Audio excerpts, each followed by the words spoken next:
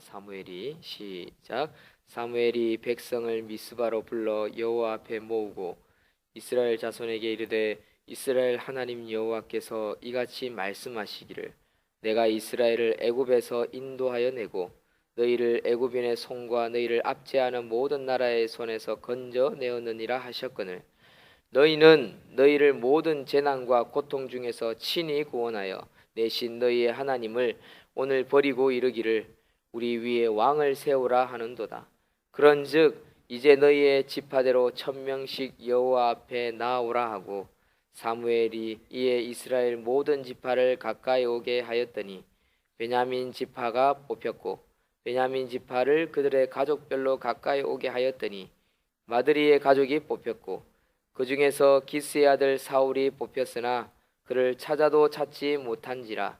그러므로 그들이 또 여호와께 묻되 그 사람이 여기 왔나이까? 여호와께서 대답하시되 그가 진보다리들 사이에 숨었느니라 하셨더라. 그들이 달려가서 거기서 그를 데려오매 그가 백성 중에 선이 다른 사람보다 어깨 위만큼 컸더라. 사무엘이 모든 백성에게 이르되 너희는 여호와께서 택하신 자를 보느냐?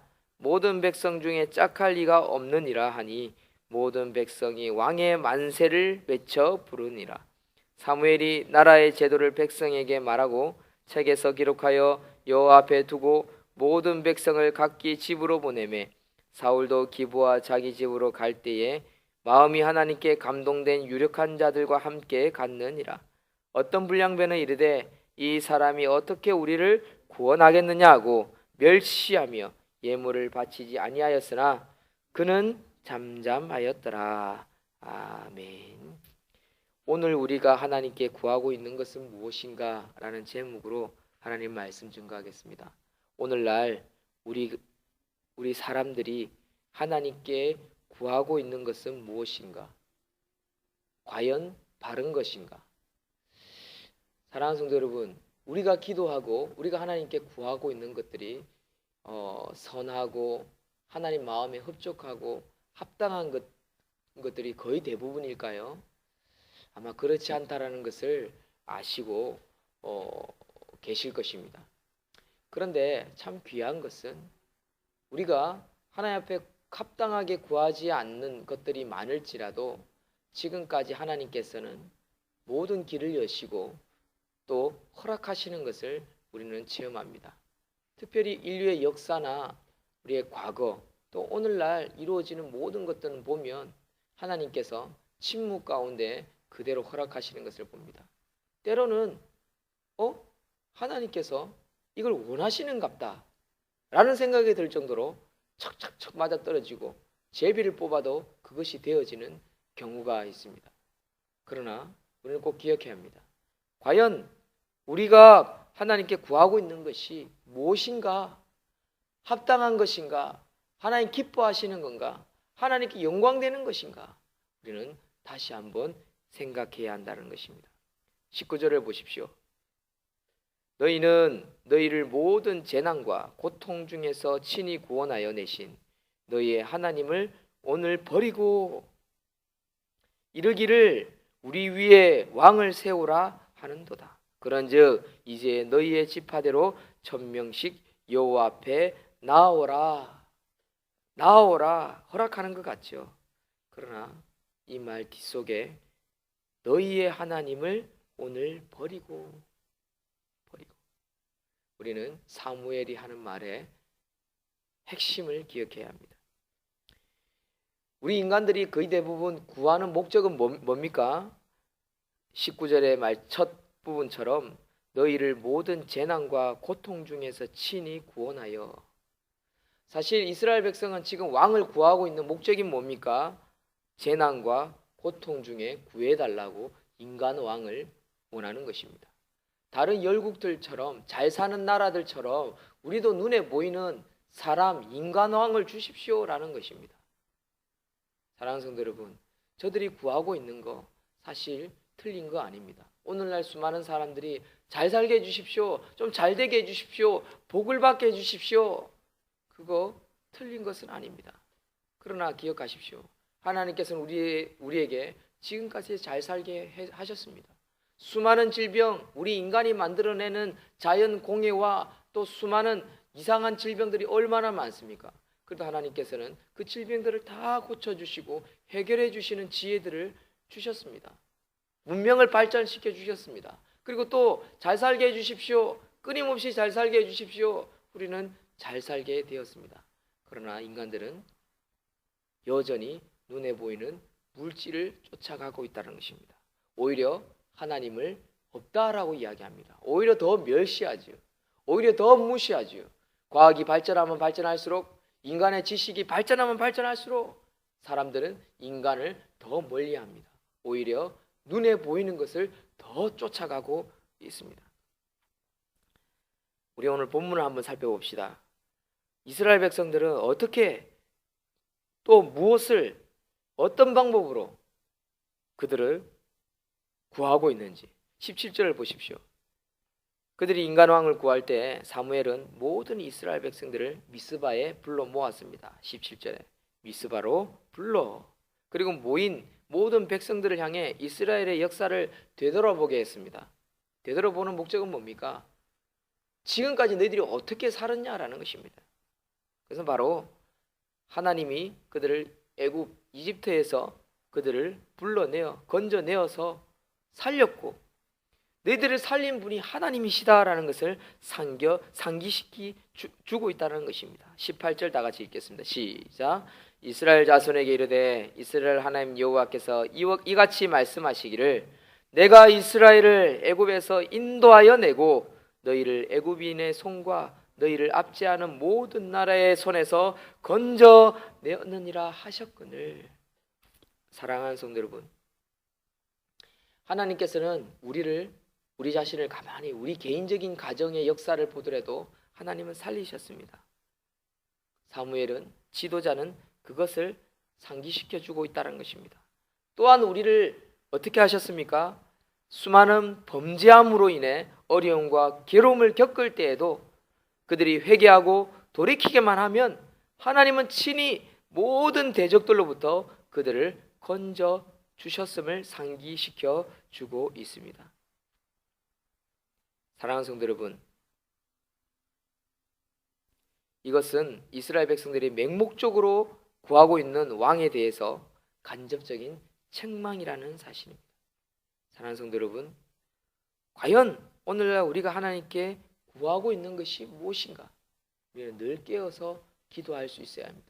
제일 중요한 것은 하나님 중심, 성경 중심, 그리고 SFC에서 주장하고 있는 마지막 교회 중심.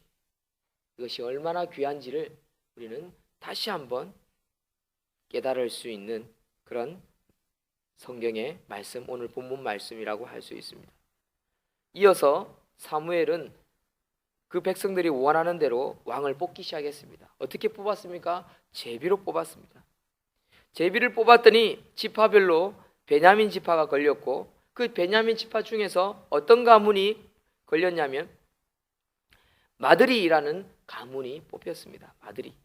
그 가문 안에서 그 집안의 사람들을 하나씩 뽑아갈 때 기스의 아들인 사울이 뽑혔습니다. 신기하지요? 사울이 기름 부었던, 하나님 시킨 대로 기름 부었던 그 사울이 인간들이 제비를 뽑았는데 그대로 뽑혔습니다. 마치 이것은 인간들이 원하는 대로, 그러면 그렇지, 그러면 그렇지, 착착 맞아 떨어지는구나, 인간들은 그렇게 생각할 수 있었습니다. 그리고 뽑았더니 그건 너무나 준수하고 너무나 잘생기고 너무나 키가 크고 겉보기에 너무너무 좋았습니다. 사람들의 특성은 어떻습니까? 보기 좋아야 합니다. 아름다워야 됩니다. 키 커야 합니다. 잘생겨야 합니다. 똑똑해야 합니다. 겸손해야 합니다. 사람들이 보기에. 사울은 그런 존재였습니다. 인간들은 흡족할 만할 것입니다. 우리가 선물을 받아도 그렇습니다. 내가 마음에 드는 선물 딱 받으면요, 기분이 참 좋아요. 그 사람의 마음을 보는 게 아니라 그 받은 선물 결과 보이는 포장지, 선물 안에보다는 겉부터 봐야 되죠. 좀 크고 번들번들이하고 좀 뭔가 명품 이름이 나야 되는 것입니다. 이럴 때 인간들은 좋아한다는 것입니다. 자꾸만 보이는 것에 집중합니다. 이게 인간입니다. 사랑하는 성도 여러분, 과연 우리 인간이 구하고 있는 것이 올바른 것일까요? 우리는 이러한 질문과 기도를 할 때 깨어지게 되어 있다는 것입니다. 마지막으로 세 번째 한번 살펴봅시다. 사울은 자신이 제비 뽑혔을 때 사람들이 찾을 수 없는 곳으로 숨어버렸습니다. 짐 꾸러미 뒤에 숨어버렸습니다. 22절에 보면 그는 자신이 그렇게 중요한 직책을, 왕의 직책을 감당하기에는 턱없이 부족한 자라고 여겼습니다. 그는 겸손했습니다. 그래서 숨었습니다. 부끄러움도 많았습니다. 여기서 우리는 사울이 왕으로 선택될 수 있었던 결정적인 이유가 사람들 사이에 겸손함을 가졌다는 것을 우리는 발견하게 됩니다. 그러나 그 사울을 뽑은 분은 인간이 아니라 하나님이라는 사실을 꼭 기억해야 할 것입니다. 사무엘이 왕으로 선출된 사울에 대해서 너희는 여호와께서 택하신 자를 보느냐? 모든 백성 중에 짝할 이가 없느니라 라고 소개했습니다. 그러자 백성들은 사울의 준수한 외모와 큰 키를 보고 만세 만세라고 외쳤습니다. 그것이 오늘 본문 24절의 말씀입니다. 다 같이 24절을 읽겠습니다. 시작. 사무엘이 모든 백성에게 이르되 너희는 여호와께서 택하신 자를 보느냐? 모든 백성 중에 짝할 리가 없느니라 하니 모든 백성이 왕의 만세를 외쳐 부르느니라. 사랑하는 성도 여러분, 수많은 백성들이, 언론들이, 사람들이 막 다수가 몰리지요.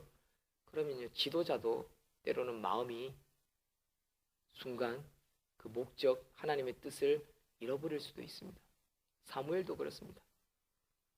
흥분해가지고 너희들이 하나님 뽑은 이 인간 사울이 왕이 보이느냐라고 휩쓸리고 있습니다. 사랑하는 성도 여러분, 우리는 다시 한번 기억합시다. 하나님은 최상의 것을 우리가 원하는 대로 다 주십니다. 그러나 다시 생각해야 합니다. 과연 우리가 구하고 있는 것이 최상의 것인가? 최상의 것인가? 우리가 이 중심을 놓치지 않고 산다면